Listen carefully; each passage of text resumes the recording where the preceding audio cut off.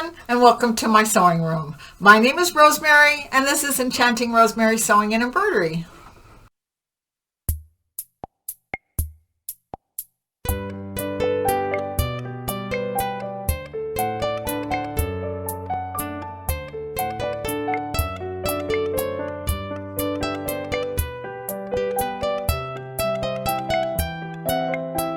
Hey everyone, welcome back. I have to start out today just kind of saying I'm sorry that it's been a couple of weeks. I got to go to San Diego and I got to see my mom, which was really a really great experience for me.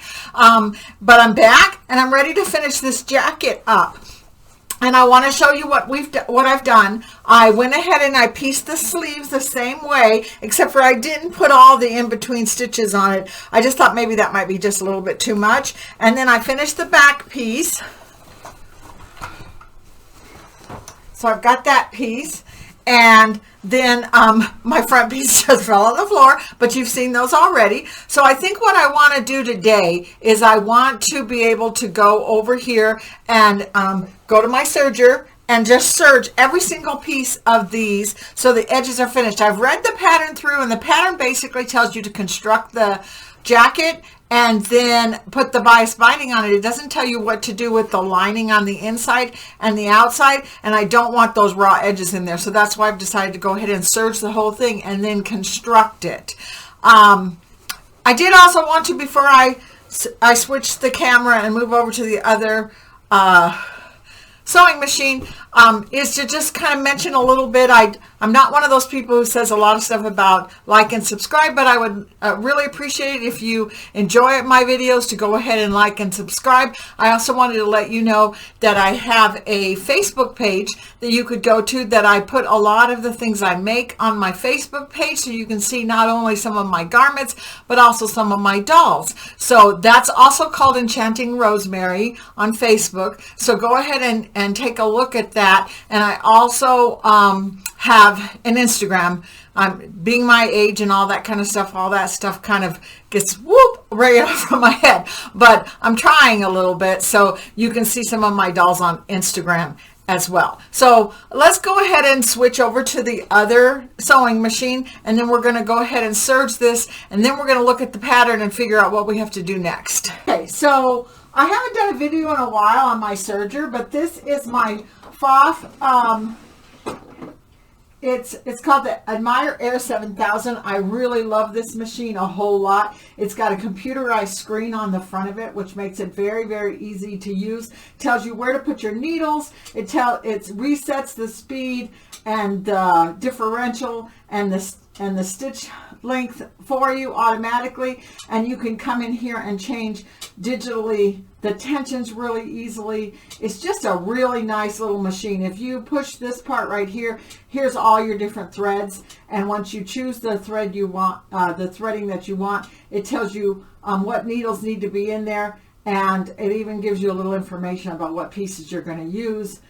So it's a very easy machine to use, and I've had some difficult sergers in my past, and I just think I was just absolutely thrilled to be able to go ahead and get this air threader. So anyway, I don't know what I just did, but I went into a 5-thread instead of a 4-thread.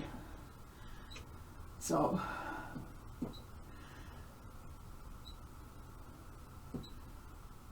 okay, I'm in the right spot now. Okay, so I have to think about what I want to do here. I think I'm going to go ahead and serge the front and the sides. I don't need to serge the sleeves because I'm going to put the sleeves on there. So I'm going to go ahead and I'm going to do that.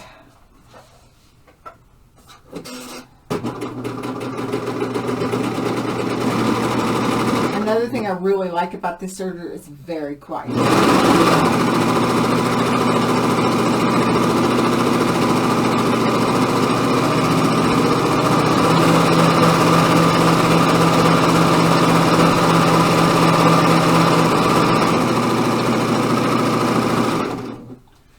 And I'm going to, I was just sitting here thinking I should really inset these sleeves, but that with all this bulk, it might not work very good. So I think I'm going, after I finish serging these, I'll go ahead and put the shoulder seams and then put these on there and do the whole side seams in one piece. So let me go ahead and get that done, and then I'll show you what I'm going to do next. What I'm attempting to do now is to put this sleeve on. And usually when you're easing a sleeve in, you have a little bit of ability to kind of pull in a little bit, but I've got so much bulk on this. I've got batting and lining and the front piece of both the shoulder seam, the front, the back, and the sleeve. So it's a little bit hard.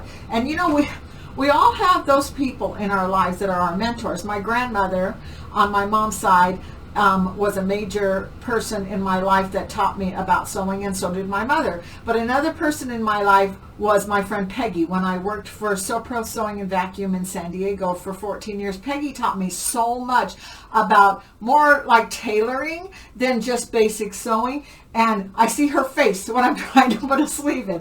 So I'm trying very hard to get this in here correctly. And there's a lot of bulk on this serger. So sometimes the best way to do that is to not let it cut the fabric. Just literally slide up against your blade and let it sew it together. Then I'll take it to my sewing machine and put another stronger stitch in it to make sure that it stays on there. But it's obviously not something that's really easy for me to do, but I'm working on it. Okay, so I got my shoulder seams put on here. Let's move it down a little bit. I got the shoulder seams put on here, and they look pretty good. And I got the sleeves put in there, and I pressed them using my sewing ham, and I really liked the way the sleeves came out. And then I went to my pattern, and I looked at it, and I realized I forgot the pockets completely. How could I forget the pockets? I can't believe I did that. But that's okay. My jacket doesn't need pockets. So the next part on here is telling me that I need to put the bias binding around the, I don't know if you guys can see this, but there's a bias that goes down the front and around the bottom and goes up the side a little bit and then down like this. So they do it in two parts. They do the front and around, and then they do the back and around, and then they sew the side seams. So that's what we're going to do. And I need some bias tape. And I know I told you that I got all of those fabrics from a Jelly Roll, but I also have some fat quarters that I purchased that are also kind of a denim country blue. And this one is really cute because it's got A, B, C, D, E, F alphabets all over it, and I think they're cute. So the way that I'm going to do this, and I know there's other tricks to it, but my ruler has a 45-degree angle right here. And so I'm going to lay this down as far over as I can go at the 45-degree angle, and then I'm going to cut that corner off like that. And then let's flip it around. Being a lefty, I have to do things sometimes that feels a little backwards to other people. And then I think what I want this to be is about 1.5 inches to do the bias binding, so I can flip it around and sew it by hand. So I think that's exactly what I want it to be.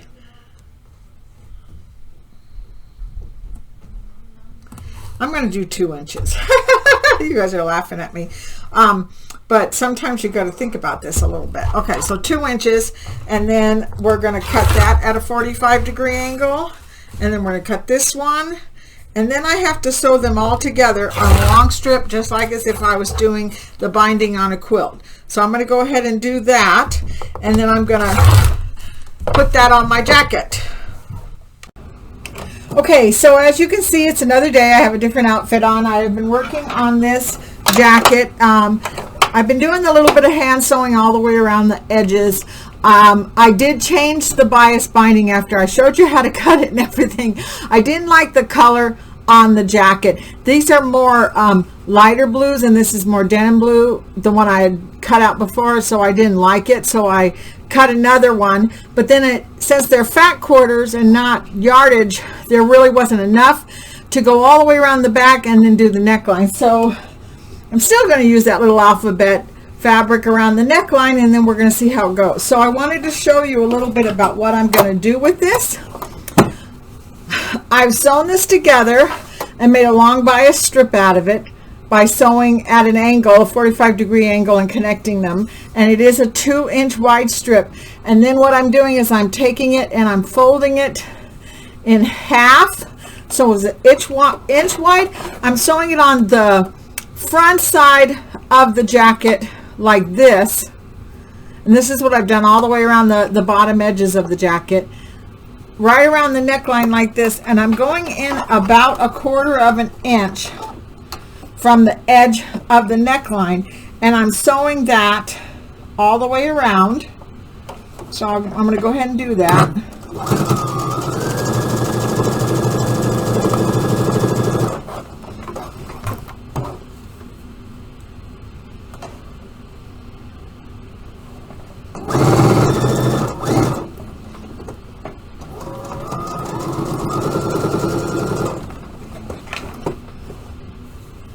It's just almost just like making a binding on your quilt, except for I don't usually cut my quilt binding at a bias. I just do straight strips, but I wanted this on the bias because it's going around a curve. And I had somebody yesterday ask me about this, so I guess I take it for granted that everybody knows what bias is. But when you cut something at a 45-degree angle, the fabric has more give. It moves, and you can actually turn it around a curve. If you're doing a bias binding around a quilt, you can actually, like a quilt that's got scallops around the edges instead of a straight line, a bias would work better because it would lay nice and flat and be able to have a little give as it went around the corner. So of course, for this, because my jacket has very curved edges around this way, around the bottom, it curves here, and then of course the neckline curves a lot too, so the bias is going to work the best for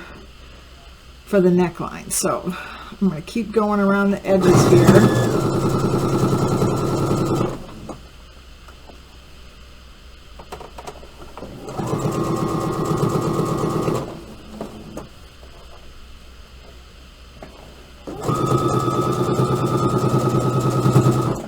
Okay, hit the scissor cutter.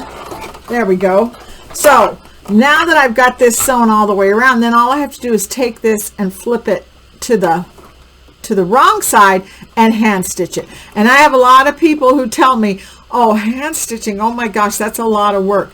But I just like the finished look of hand stitching. I know that it's not going to show through on the other side. If you sew it to the wrong side and flip it around to the right side, which is one of the things my mother always seemed to do, you could do a decorative stitch around it. That way you wouldn't have to worry about whether the two sides lined up. That usually looks very pretty, but I am going to sew all of this by hand, and I'm going to probably work on it today and get it all finished up, and then I'll show you what it looks like when it's all done. Okay, so I finished the jacket. I'm very happy with the way it came out. I think it needs a snap right here though to hold it closed, but you can see that it's quilted all the way around. The arms are quilted, the back is quilted. I really like the way it fits. I think it'll be a little bit warmer than I expected it to be, but it's just a cute little quilted jacket, so I'm very pleased with the way it came out. I hope you liked watching how I did it, and maybe you could take just a basic jacket pattern that you may have and use the same technique and create one of your own. I also wanted to, just because I'm really proud of this little jacket, I had a jean jacket pattern that, and I actually had this fabric which is like a floral with little teeny tiny purple flowers. That's a denim, and I cut it out of that, and then we got some designs in from OESD. They're brand new. They just came out. This is March 2023, and they look like little quilted animals. So they're just as cute as they can be. And there's a chicken up here on top and another chicken over here, and I'll take a picture of it and show it to you close up so you can kind of see what they look like. But here's the back of it right here, and there's kitty cats on the back of it. And so the OESD pattern had little teeny tiny kitty cats, and I put it on the Solaire, and I used that enlargement feature, and I enlarged them so they're nice and big and they take up the whole front. And then up here on top is just the cutest little pig that I thought would be a great way to finish this up. And sometimes you make something and you think, oh my gosh, I'm taking on more than I can handle. So I'm pretty proud of myself being able to make a real jean jacket with real pocket flaps. It even has little pockets right here on it, which are very nice. And I haven't put buttons on it yet, and it's really hard now to find jean jacket buttons. I couldn't find them anywhere. So I think I'm just going to sew on some little clear buttons that I found at Joann, so hopefully that will work. But I thought you might get a kick out of seeing that. But I hope you enjoyed this video. It's kind of fast and quick, and I'm going to come back with a PE design video next time, so don't forget to come back. Remember to like and subscribe. Check me out on Facebook, and I'll see you next time. Bye-bye.